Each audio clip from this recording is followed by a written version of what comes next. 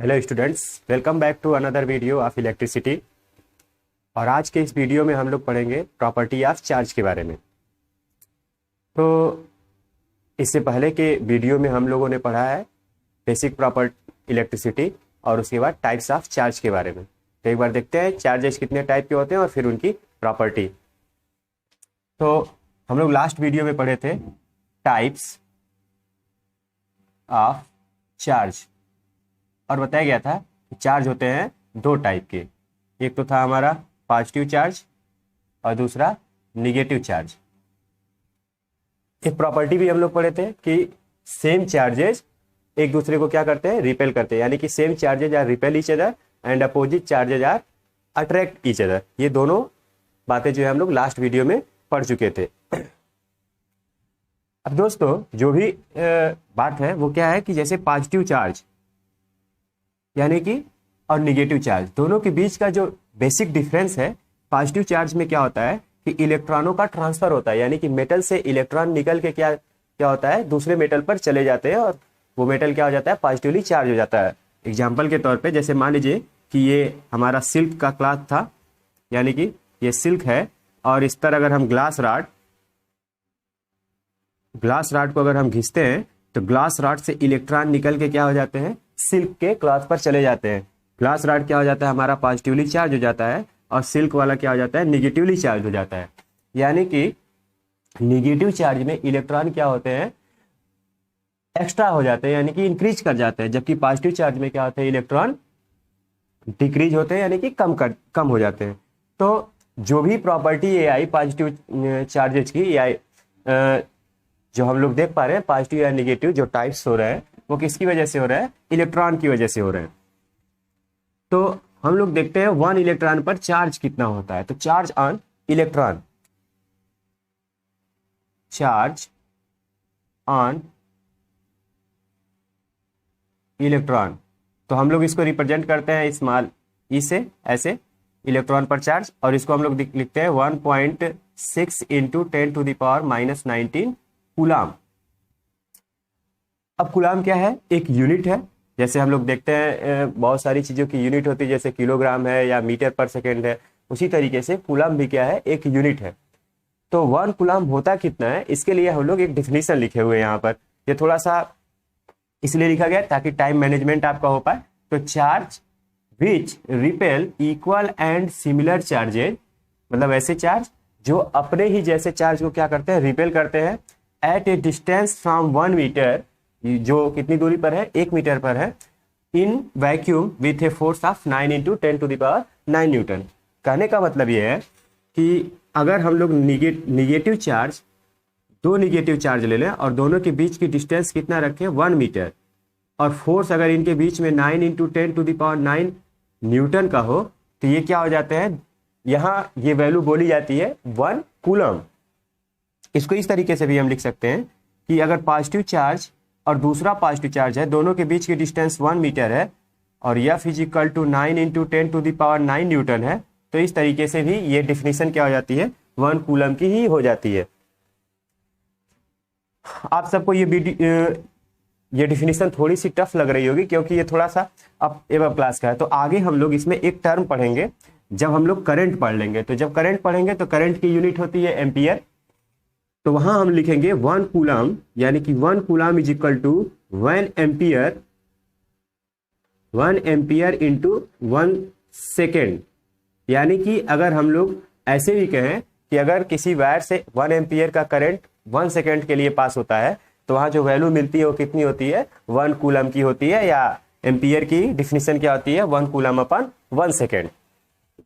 तो आपको बेसिक ज़्यादा डिफिनीशंस या यूनिट्स के चक्कर में नहीं जाना है, बस आप जानते रहिए कि जो चार्ज की जो यूनिट होती है वो कितनी होती है, कूलम होती है। और एक इलेक्ट्रॉन पर कितना चार्ज होता है, 1.6 इंटू 10⁻⁻19 कूलम। अब हम लोग क्या करते हैं, प्रॉपर्टी ऑफ चार्ज के बारे में पढ़ेंगे।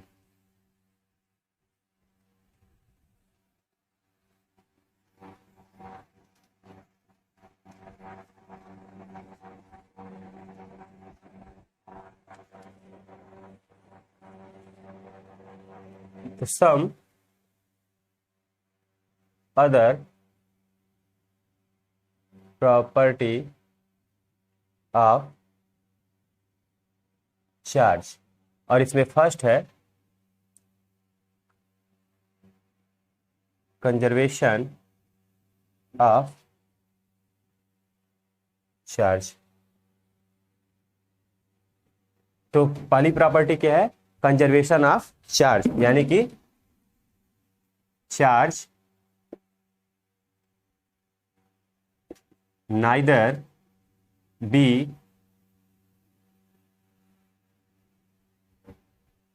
नॉर, मतलब charges neither be created nor destroyed, यानी कि चार्ज को ना ही आप जनरेट कर सकते हैं और ना ही क्या कर सकते हैं, खत्म कर सकते हैं। तो चार्जेस के लिए कर क्या सकते हैं? तो चार्जेस का हम सिर्फ ट्रांसफरेंस कर सकते हैं। जैसे आप देखे होंगे कि ग्लास रॉड से आपने क्या किया, जो पॉजिटिव चार्ज की जो वैल्यू हम लोग पढ़े हैं, तो क्या होता है, ग्लास रॉड से हम क्या कर रहे हैं, सिल्क क्लॉथ पर रब करने पर, ग्लास रॉड से सिल्क क्लॉथ से रब करने पर ग्लास रॉड से इलेक्ट्रॉन निकल के किस पे चले जा रहे हैं, सिल्क के क्लॉथ पर। तो हमने चार्जेज को जनरेट नहीं किया, हमने क्या किया, सिर्फ घिसा, और एक एटम या एक मेटल से इलेक्ट्रॉन निकल के किस पे चले गए हैं, दूसरे पर चले गए हैं। और इस तरीके से पहला वाला कैसा हो गया, पॉजिटिवली चार्ज, और दूसरा वाला हमारा क्या हो गया, निगेटिव चार्ज हो गया। तो चार्जेज को हम क्या कर सकते हैं, charges neither be created nor be destroyed, यानी कि एक बार चार्जेज को ना ही आप जनरेट कर सकते हैं और ना ही चार्ज को क्या कर सकते हैं, खत्म कर सकते हैं। ये होता है कंजर्वेशन ऑफ चार्ज, यानी कि टोटल जो चार्ज होता है वो क्या रहता है, कंजर्व रहता है। ये फर्स्ट प्रॉपर्टी है इसकी।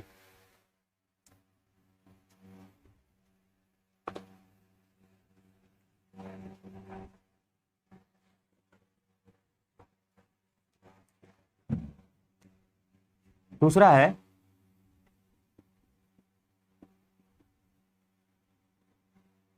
Additivity of charge.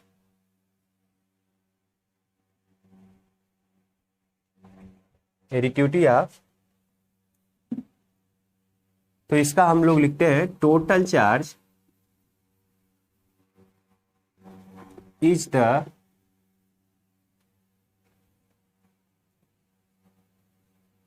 algebraic sum of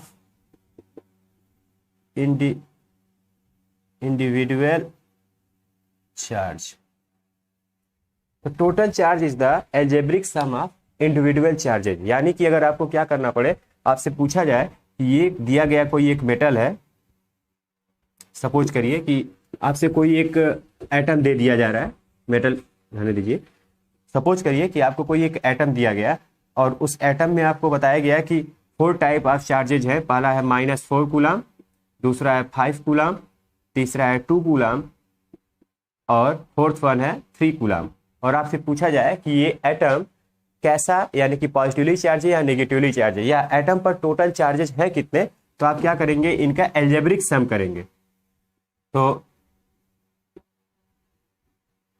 algebraic sum कितना हो जाएगा, तो पहले आप लिखेंगे -4 coulomb plus 5 coulomb plus 2 coulomb और प्लस 3 कूलम। जैसे आप इंटीजर ऐड करते हैं सेम उसी तरीके से प्लस वाले को एक साथ ऐड कर देंगे और माइनस वाले को क्या कर देंगे, सेपरेट कर देंगे। फॉर एग्जांपल 5 2 7 7 3 10, 10 - 4 6, तो ये कितना हो जाएगा, 6 कूलम, और ये कैसा हो जाएगा, एटम हो जाएगा पॉजिटिवली चार्ज, यानी कि +6 कूलम हो जाएगा इसका चार्ज।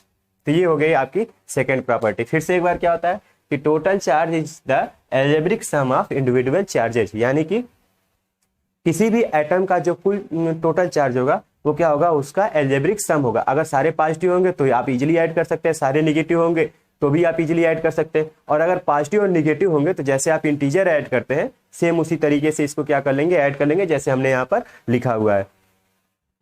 तो ये हो गया हमारा सेकेंड, एडिटिविटी ऑफ चार्ज।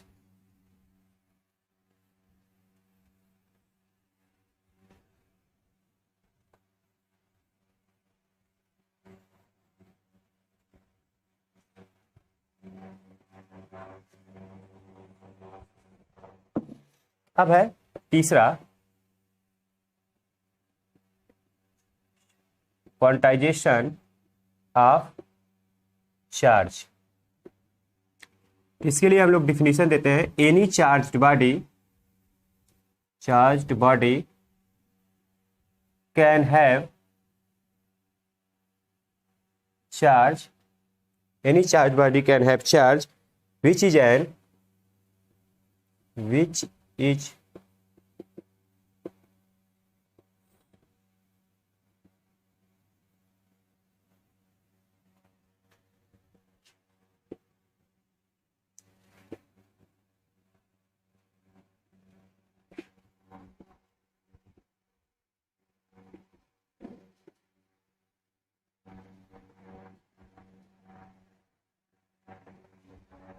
तो क्वांटाइजेशन ऑफ चार्ज में क्या होता है, हम लोग इसको रिप्रेजेंट करते हैं क्यू से।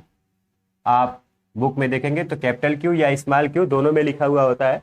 तो क्वांटाइजेशन ऑफ चार्ज बेसिकली होता है क्या है कि any charge body can have charge which is an integral multiple of basic और एलिमेंट्री चार्ज। मतलब क्या होता है कि अगर कोई बॉडी चार्ज होगी, यानी कि किसी भी बॉडी को आप ले लीजिए और वो चार्ज है, तो क्या होगी, इंटीग्रल मल्टीपल होगी किसकी, एलिमेंट्री चार्ज की। अब आप जानते हैं कि एलिमेंट्री चार्ज के बारे में हम लोग क्या निकाले, अभी हम लोग देखे हैं कि कोई भी एटम या पॉजिटिवली चार्ज होगा या निगेटिवली चार्ज होगा, तो पॉजिटिव चार्ज में से क्या होता है, इलेक्ट्रॉन ट्रांसफर हो जाते हैं और निगेटिव चार्ज में इलेक्ट्रॉन क्या हो जाते हैं, आके जुड़ जाते हैं। तो कहने का मतलब यह है कि एलिमेंट्री चार्ज जो होते हैं वो क्या होते हैं, चार्ज ऑन इलेक्ट्रॉन। इस हिसाब से जो Q की हमारी वैल्यू होती है वो हो जाती है n इंटू ई, यानी कि n क्या है, यहाँ लिख लेते हैं where n is equal to +-1 +-2 +-3 कुछ भी हो सकता है। और E क्या है, E है charge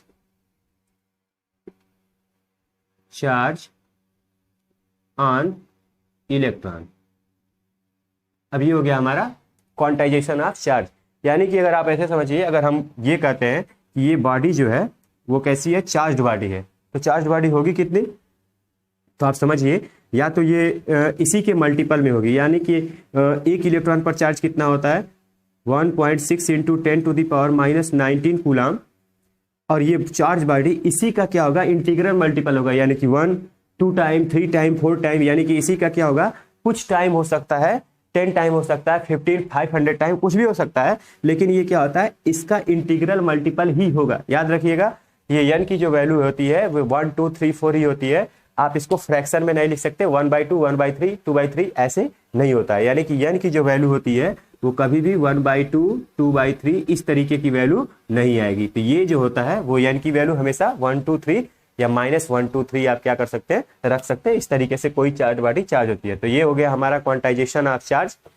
any charge body can have charge, यानी कि कोई भी अगर चार्ज बॉडी जो चार्ज है वो क्या होती है, बेसिक और एलिमेंट्री चार्ज का क्या होती है, n टाइम होती है। और इसके लिए एक फार्मूला दिया गया Q = n इंटू ई। और हम लोगों ने इससे पहले वाले वीडियो में दो चीजें क्या होती हैं पढ़ चुके हैं। वो क्या होता था कि same charges are repel each other and opposite charges are attract each other. तो दो प्रॉपर्टी वो हो गई और तीन ये प्रॉपर्टी। हालांकि ये सारी प्रॉपर्टी जो है इसमें से ये इसी क्वांटाइजेशन ऑफ चार्ज की ही जरूरत सिर्फ आपको इस पड़ सकती है।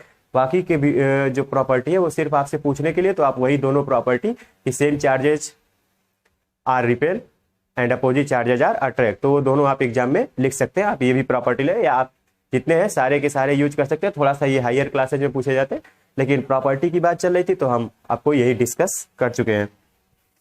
अब एक प्रॉब्लम है,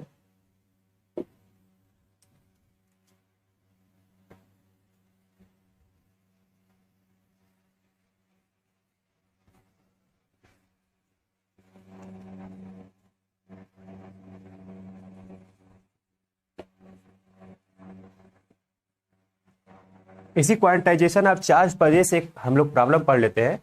क्वेश्चन है how many electron will be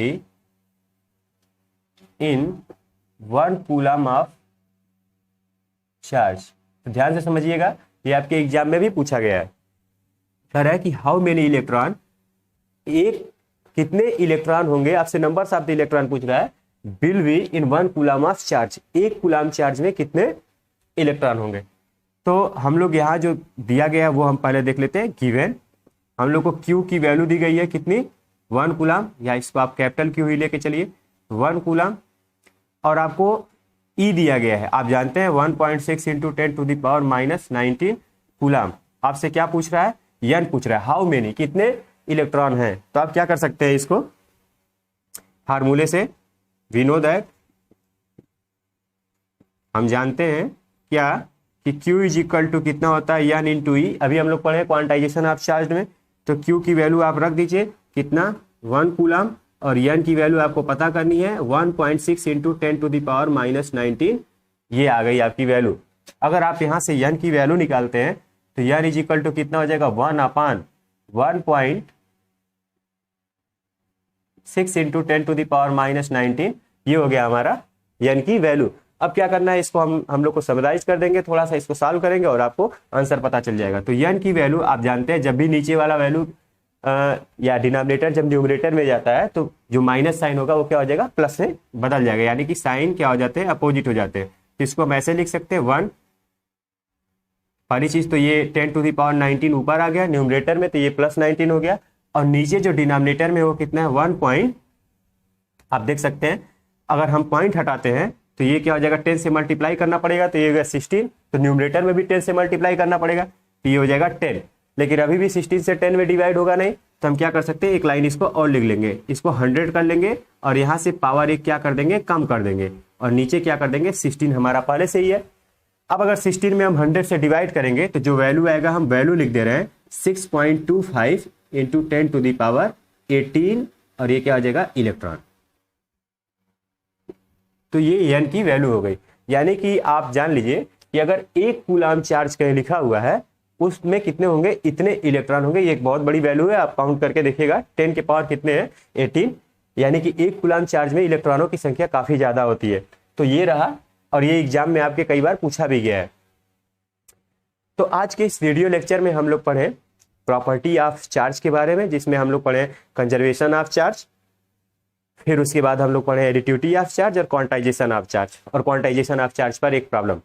अब जो हम लोग इसके बाद जिस वीडियो लेक्चर में हम लोग पढ़ेंगे करंट के बारे में, और उससे पहले हम लोग पढ़ेंगे कंडक्टर और इंसुलेटर के बारे में, यानी कि क्या होते हैं कंडक्टर और क्या होते हैं इंसुलेटर, और उसके बाद हम लोग करंट स्टार्ट करेंगे।